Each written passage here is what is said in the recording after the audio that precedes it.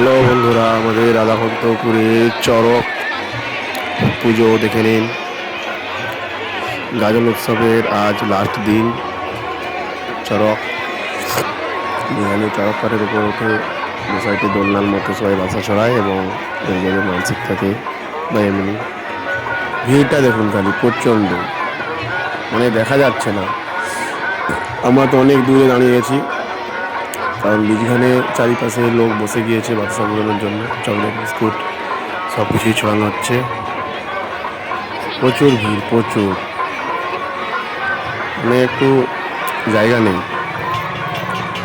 এই পাশ থেকে ওই পাশে যাওয়ার জায়গা নেই।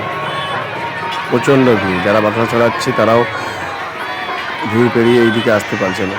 আর আমরা যেখানে দাঁড়িয়ে আছি এখানকে তো আমাদের বাতাসা কোনো আসছেই না, বা চকলেট বিস্কুট। অনেকটা দূরত্ব। আর মহাদেব।